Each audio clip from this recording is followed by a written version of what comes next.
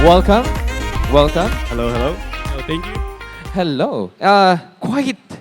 Quite some credentials because we want to make sure that we don't miss out on any details in how you became the industry experts on this.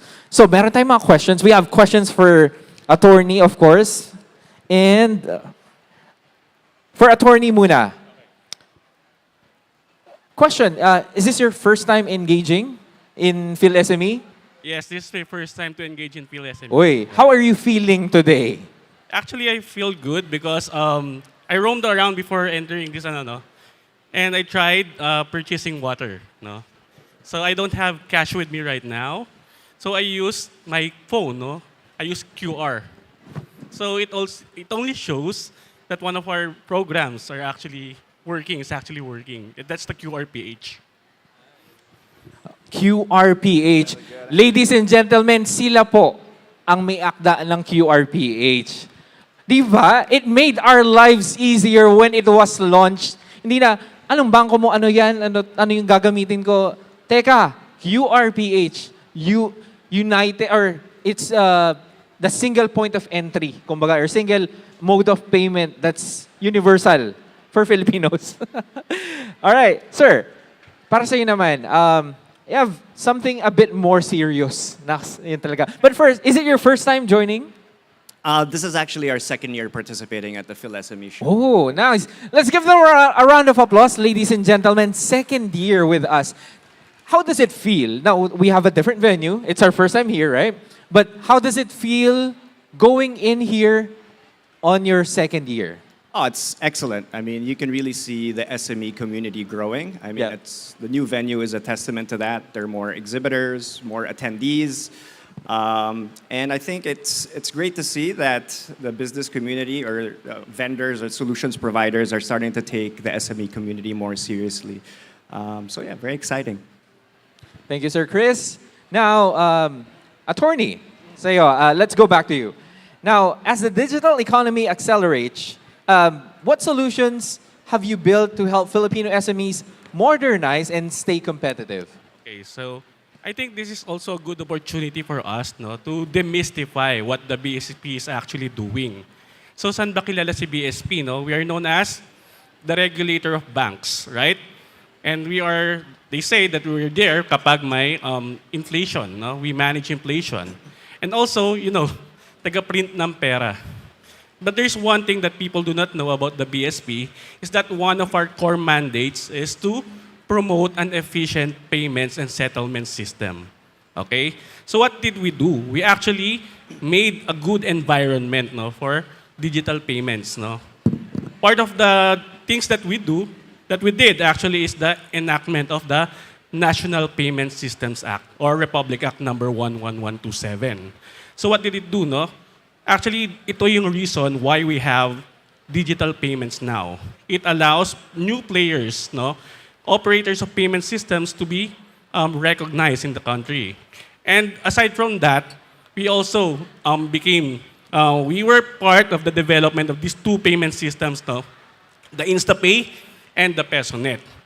And of course, we are also operating this thing we call the retail RTGS or the PhilPass, no? So lahat ng settlement, si BSP nag-ooperate ng payment system. You don't know what the feeling is talking to someone who is one of the people in charge of the one that you use every day, InstaPay for one, not only to pay, to transfer money to other people, but to pay your employees, especially for micro and small businesses. Ito yung mode of payment. Thank you. Na-starstruck ako for a bit. Right. Thank you. That's actually a good, steps in the right direction and we're excited to know more. Mamaya, tatanungin pa kita, attorney, about that. Now, Mr. Payne, or Christopher, right? Now, there are SMEs or small businesses that are hesitant to go digital, right? What are things that you think could be beneficial or that could encourage them to go digital? Because, I don't know, let's say a small taho vendor, for example, growing his business, or someone who's into Siomai, some already have their GCash, but some are still hesitant. Some businesses are. What are things that you could say to encourage them to go digital? I would say don't be hesitant. I think maybe 10 years ago, it might be a little bit of a different story. If you're going to connect with a payment service provider, you might have to do one of these and hope for the best. But we've advanced a lot in the last 10 years when it comes to the regulation, right? I'll give you an example. Like the BSP now is a little bit more strict when it comes to issuing licenses to operate for payment service providers, right? And just this year, they actually extended that list of requirements to encompass, I guess, more of the operations, right? So what are those requirements? So they look at your policies and procedures to perform Know Your Customer, to limit the chances of fraud. They look at your technical infrastructure. How do you do encryption of transaction data? How do you handle sensitive merchant information? And they also look at your financial standing, right? So they really look at the 360 degrees of your business before they issue you a license. So if you're at a whole vendor or you're small, medium-sized business, you don't have the resources to really do all this due diligence. You just ask, hey, VeritasPay, show me your license, right? And you can show it. And there's so many other local government agencies as well that you have to comply to, right? You have National Privacy Commission, there's the Anti-Money Laundering Council, on top of the BSP, right? So I think if you can basically ask for those licenses and you can just go down your check mark, and I think you can feel confident now that the payment service provider that you're working with is legitimate. And safe. And safe, yes. Very important, yeah. Yeah. And we can do that for you too, di ba? I mean, the due diligence, if you don't have the means, just go to VeritasPay, of course. They would help you out, right? Absolutely. All right.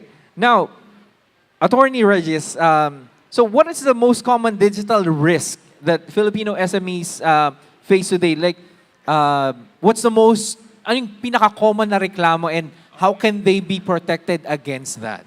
Okay, sige, no? This is actually the precise reason why we enacted this law, no, the Anti-Financial Account Scamming Act, because we have identified that there are lots of of fraud happening now, or those that are utilizing financial account. So one of this is what we call the money muling activities. No? Money muling activities, ano yun? Basically, ginagamit yung financial accounts ng mga tao by scammers to facilitate this fraud. No? Ginagawa siyang parang pass-through. Then there's thing called social engineering scheme. Ito yung phishing or vishing. If you know this thing called budol-budol, di ba? It's prevalent before. Just make it digital, no? Before, what they do, they ask for, parang hini-hypnotize ka to get your money. But now, these fraudsters, they went online kasi andun na yung opportunities, no? So what they're doing now, they're asking for your sensitive identifying information. When they get this, ano ba yung sensitive identifying information? Yun yung passwords, OTP, account numbers. And when they obtain that, they will take over your account and they will siphon all your money. Aside from that, they will also use your account as a money mule account. Okay, so that's what we did with the AFASA. We defined this new, we provided penalties for these new types of offenses. Wow. And if I may ask, how grave is the penalty for these? Actually, grave yung penalties, no? And it can also be qualified. Aha. Actually, pag qualified siya, it can be considered economic sabotage. Right. And kapag economic sabotage siya, the penalty is lifetime imprisonment. Regardless kung magkano yung amount na siphon. Wow. Lifetime imprisonment for scammers. Palakpakan naman natin yan. Para maubusan naman tayo ng mga scammers here in the Philippines. Thank you. Nakakatakot yun. I mean, for them, dapat matakot sila. Di ba? And thank you. It gives us peace of mind that there's this law that protects us. Di ba? Of course, going digital isn't easy, but at least with that, we have, okay, may makukulong. I mean, Yes. sa scam na ganyan. All right. Do you have anything to add? I mean, anything that you'd like to add from a VeritasPay perspective? like the most common things that you encounter that they are hesitant to go or what? Yeah, I don't know. I think maybe for business owners or even just as personal perspective, right? I mean, the most common are really the phishing attacks, and I think 90% I would be prevention of 90% of prevention. I would say is coming really from an awareness perspective, right? Holding seminars with your company, identifying what phishing attacks look like, right? Sometimes they change the emails that it comes from. Sometimes instead of an I, it's a one, and those are things you really have to keep an eye out. And doing the fundamentals, right? Like setting up your multi-factor authentication, your password shouldn't be password 123, right? Simple things like this can really help mitigate for when there is a breach, no? Yes, if I may add to that then, no, I think we have to do this practice called, in the BSP we call this the CPR. Check, protect, and report, no? If you receive a message, you check if it's legitimate, no? Then you do some practices which are aimed to protect your financial account. Don't give away anything. Kahit sa kilala mo, do not give your financial accounts details, no? And if naging victim ka, you report it immediately to your financial institutions or to your law enforcement authorities or even to the BSP so that we can act on this together. That's good, no? Check, That's why you're here. protect, Bro. and report. Yan. So listen, check, protect, and report, ladies and gentlemen. So, and gusto ko yung check your multi-factor authentication. And ladies and gentlemen, if I may add also, do not use your birthday as your PIN. Kasi people are guilty. We want the day to be easily remembered, but people greet you on Facebook on your birthday. They would easily find that out, di ba? So parang Google James Payne birthday or Chris James birthday. They would easily see that, di ba? Because people would greet you. It's not a private information anymore, right? Yeah, that's why we encourage the customers, no, the clients, the financial consumers to observe proper cyber hygiene. That's what we're telling them, no? Huwag niyong ipopost yung mga passport details nyo, yung ID ninyo. Don't do that. It's the first thing na tinitingnan ng mga scammers, no? They don't have to hack your account, they just have to hack you. Oo nga, no? Social engineering at its finest. Sir Christopher, for you, what are the regulations that an SME should be aware of when handling transactions? So things that they should CPR in its essence? Yeah, I think, okay, we've sort of talked about, information security, I suppose, but I think the framework here that's the most appropriate would be the framework that's offered by the Data Protection Act. I think from a business perspective, that's probably the most applicable, right? I think people here are very aware of the basics, like asking for consent when you request for information, being able to or to allow the customers to be able to edit or delete their information at any time.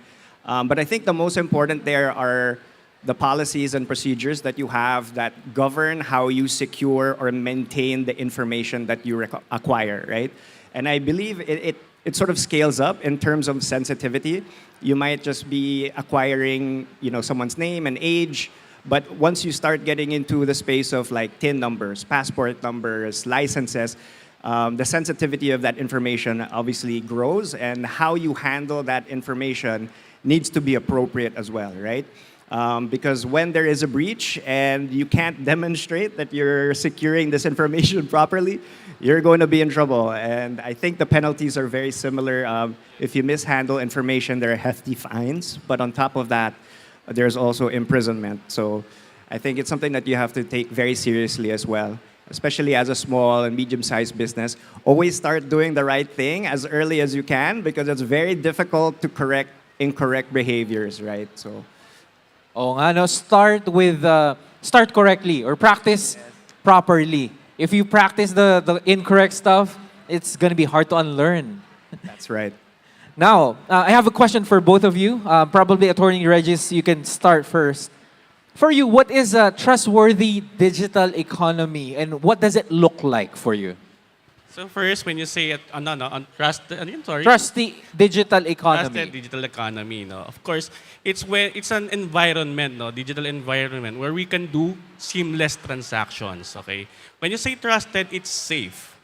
Meaning, if mayroon kang issue, there's a proper redress mechanism.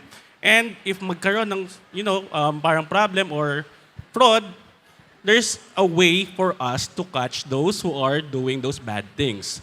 And now with the BSP, specifically with the AFASA, we have provided a good environment that everybody can be assured that the financial transactions that we are doing online are safe, no?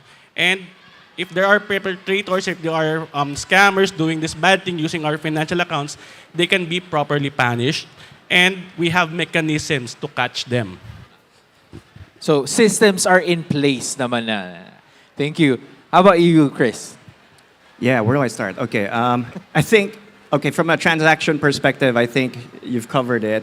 And then earlier I was talking about the regulations, right? So the licenses that come from the BSP, which I think is a fantastic job to make sure that they know who the players are in the market, and they're making sure that, the community or the Filipinos are interacting with good players only.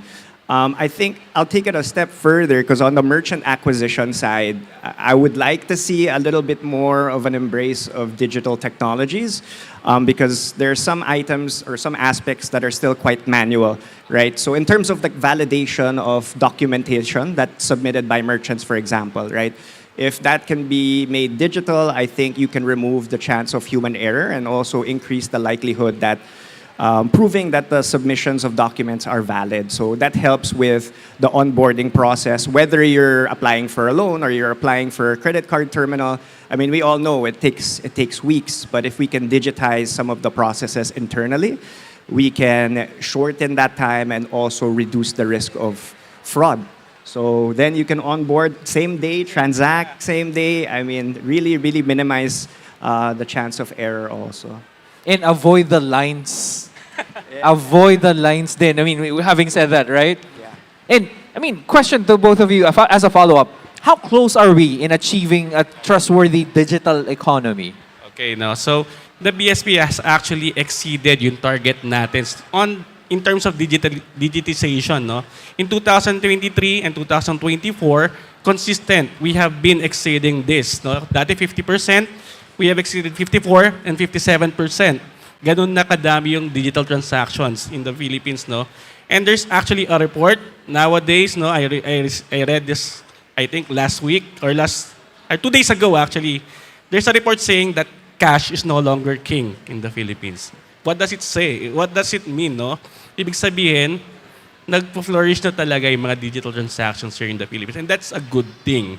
Kasi itong digital transactions, it makes our businesses easier, the conduct of business easier, and the way we do our financial transactions as well. Oh, thank you. Yes, definitely, right? Easier, faster, if we're on that route. And safer. And safer, yeah. And that's what the laws are all about, right? So Chris, how about you? How close are we in having a trustworthy digital economy for you? I don't want to give a percentage answer, but I think we're very close to it. I think what's most interesting to me is there's a really big push now for developing the data infrastructure. So I think by 2030 we're supposed to have nationwide data, and I think the payments is going to piggyback off that, right? QRPH is going to be able to reach far-flung areas, and that's going to be really the foundation of developing these economies, and eventually credit cards and such will be able to be issued in those areas. So I think that's it. We're close. We're doing a good job. We're doing a good job. Yeah, especially, I don't know, a theory of mine, in the pandemic, we can't go out, so it boosted our ease into it, right? Yeah. And now we're slowly getting used to not bringing our wallets, bringing our digital wallets like what you experienced earlier, di ba? We're doing you guys are doing a good job, and thank you for that. Now, as a personal question, but it's still related to what we're doing as a final thought. Like, what are things that you practice personally that you can share to our audience members that they could do in their lives to protect or to make their lives easier in the concept of digital security and digital pay? What are things? I mean, not bring your wallet is one, probably. I don't know. Go, Chris. You go first. I think just going back to fundamentals, right? You mentioned the multi-factor authentication, backing up your files periodically, which I know not a lot of people do. Password security as well, making sure that it's complicated and not very easy. And attending seminars on a regular basis or having those conducted for your company. I think that's very important.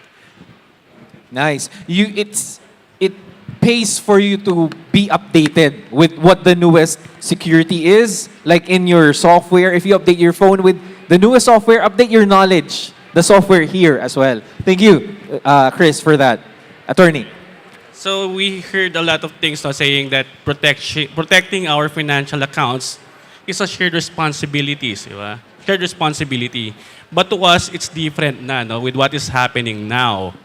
So we believe that you protect your financial account not only no para hindi siya ma-compromise, para hindi ka ma-hack or magamit yung account mo, no? You protect your financial account para hindi ma-scam yung ibang tao. So with that, let's think of protecting our financial account this way. It's not more than a shared responsibility. It's now part of our shared humanity. It's part of our shared humanity. I love how deep that is, and it should be also a shared responsibility. Now, be careful of what you post also, right? Make sure that you only share only relevant and true information or facts when it comes to what you share about the digital protection as well. And with that, gentlemen, thank you so much, Attorney and Chris. Maraming salamat po. Let's give them a round of applause, ladies and gentlemen.